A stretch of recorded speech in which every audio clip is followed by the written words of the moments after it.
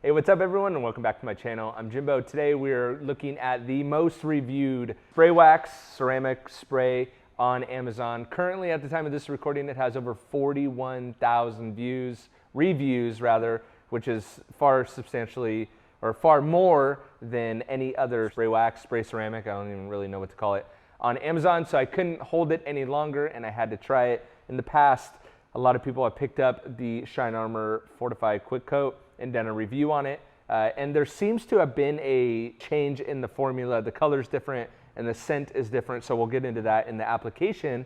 But anyway, this 8-ounce bottle is gonna set you back about 20 bucks, and it is a waterless wash, shine, and protect according to the label. You'll be lucky if it does one whole car. So it is it's actually a very expensive product. And so with all those reviews and it being as expensive as it is, I couldn't wait any longer to put it up against in a torture test.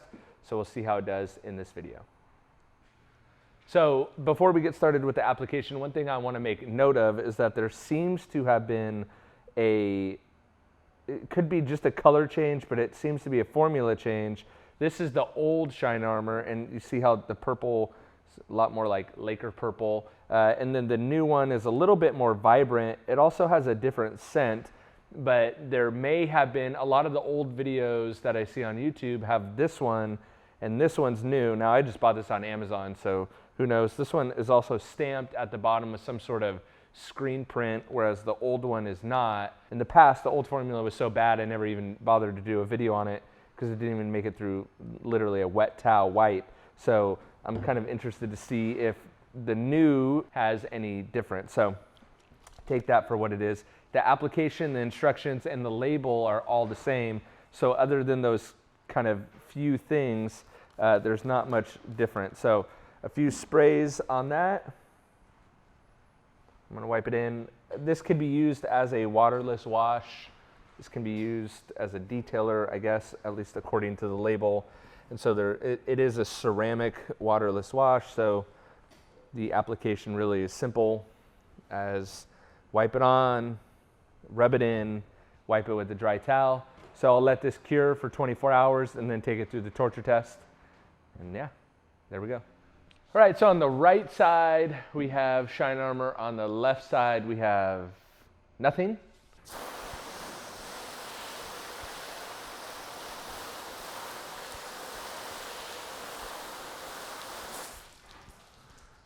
Surprisingly nice water beading. So the application went on super easy. You can see it has nice water beads.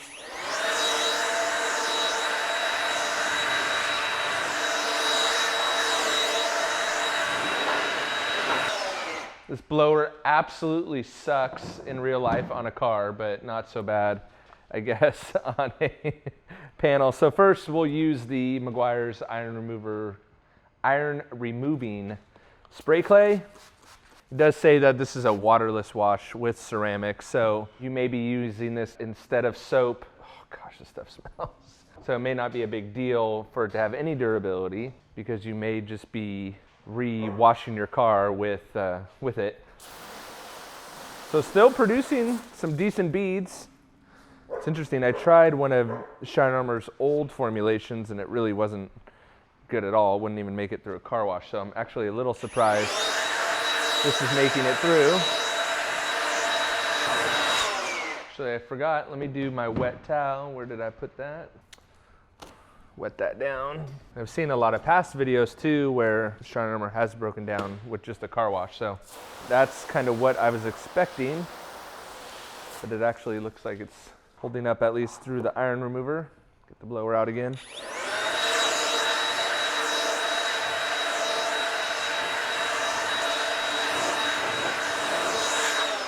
You can see when there's still protection on the car and the water is beading up how much easier it would be to dry the car.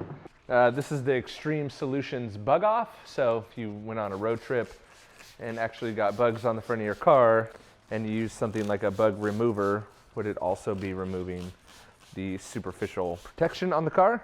Let it sit on there and penetrate those bugs. So there's that.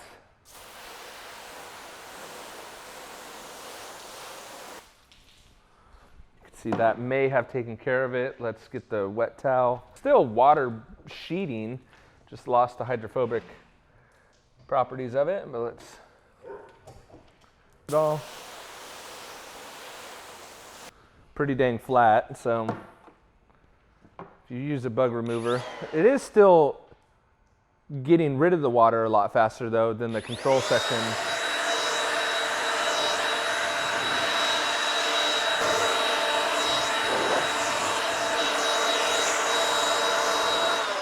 But you can see as the water, it loses the hydrophobic abilities, that it's much harder to dry off. Let's go one more round with that and see if that takes care of it. So it actually, that's a little bit of the wheel cleaner there. Let's go back with this. So it's actually held up a lot better than the original version of Shine Armor, which was garbage, but they must have gotten tired of taking all the heat for having a garbage product. Significantly better.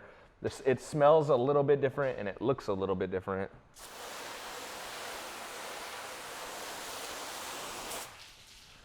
Try a wet towel, but for the most part, that has taken care of it. I would like to try one thing, since a lot of these are spray on and rinse off, because I still see that it's sheeting water a little bit. I think products like the last coat would have held up longer than this. The last coat actually has a new product called Go-To out. It's a graphene infused. Would like to put it up against this, but overall, look how fast it's sheeting. So I'm going to spray it on. Now this is not a recommended use, but I'm going to spray it on and rinse it off. You would need to actually wipe it in, but I just am experimenting here now, because a lot of these are spray on. A lot of the turtle wax stuff like spray on, rinse off. If you did it, if it would bring back the hydrophobic properties after being dead, and actually it looked like it did. Now this may create streaking and stuff in real life on a real car, but I'm just kind of messing around.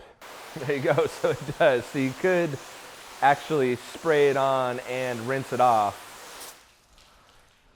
and if you wanted to, and it would bring back some of that hydrophobicness if you lost it.